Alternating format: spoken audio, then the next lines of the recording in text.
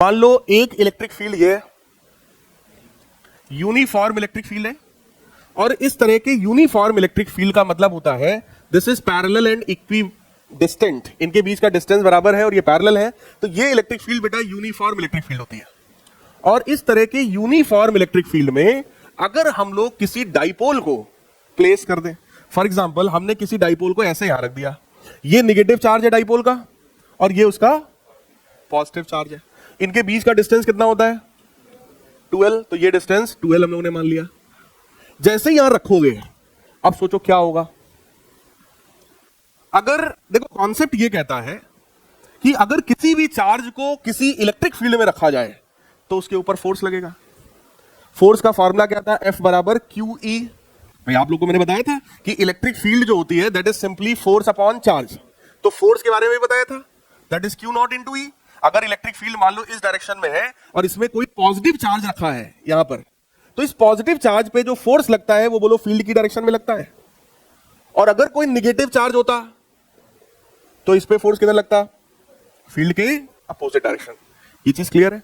Same वही है भाई। डाइपोल का मतलब क्या, डाइपोल का मतलब दो चार्जेस, और दो चार्जेस अगर इलेक्ट्रिक फील्ड में रखे हैं तो कॉन्सेप्ट आपके सामने है कि भाई पॉजिटिव वाले चार्ज पे फोर्स बोलो इधर लगेगा फील्ड की डायरेक्शन में, उस फोर्स की वैल्यू क्या होगी QE। नेगेटिव वाले पे फोर्स किधर लगेगा, फील्ड के अपोजिट डायरेक्शन में, इसकी भी वैल्यू कितनी है QE, but direction is opposite to the electric field. सही है? ये कॉन्सेप्ट होता है बेटा।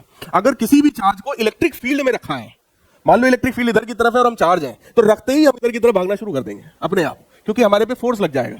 और अगर हम नेगेटिव चार्ज हैं और हमने मान लो यहाँ पे इलेक्ट्रिक फील्ड थी इधर की तरफ, हम नेगेटिव चार्ज थे, जैसे ही हम यहाँ पे आए हम उल्टा जाने लगेंगे अपोजिट डायरेक्शन में।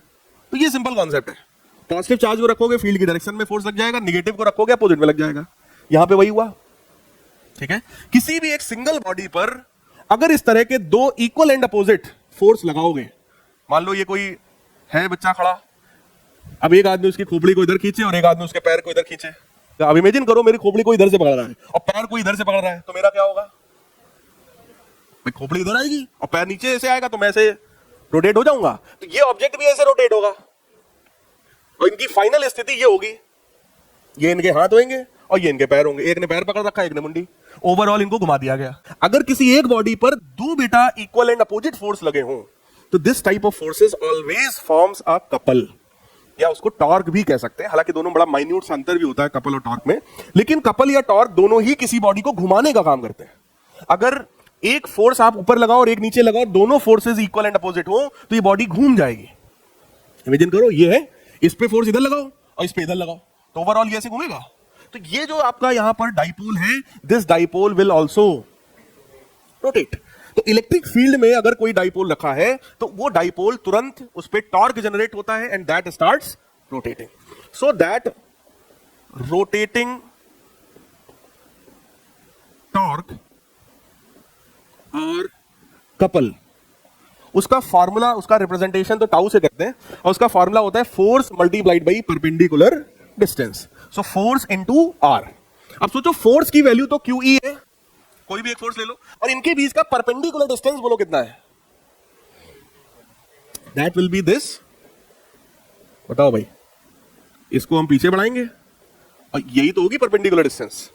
आपसे हम कहें कि हम ऐसे खड़े हैं, सर पे एक फोर्स इधर लगा और नीचे एक फोर्स उधर लगा, इस तरह का अगर फोर्स लगेगा तो दोनों के बीच का परपेंडिकुलर डिस्टेंस तो मेरी हाइट ही होगी ना। वही काम यहां पर है, एक फोर्स इधर है एक फोर्स इधर है, परपेंडिकुलर डिस्टेंस इज दिस। अब आप मुझे बताएं कंपोनेंट के बारे में कि अगर ये एंगल थीटा है, ये 12 है, ये थीटा है, तो बेटा ये क्या होगा 12 cos थीटा, और ये क्या होगा, पक्की बात है। So that perpendicular distance is,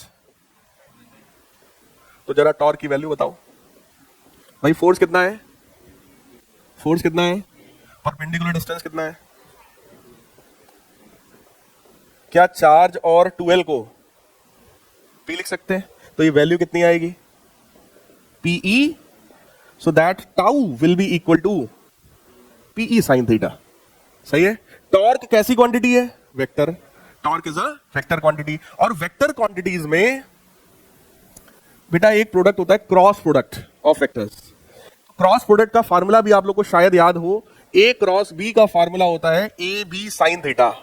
तो अगर, और उसका एक डायरेक्शन होता है n कैप, तो फिलहाल अगर AB sin थीटा टाइप का दिख रहा है तो क्या इसको हम ऐसा लिख सकते हैं कि torque vector is equal to P vector cross E vector.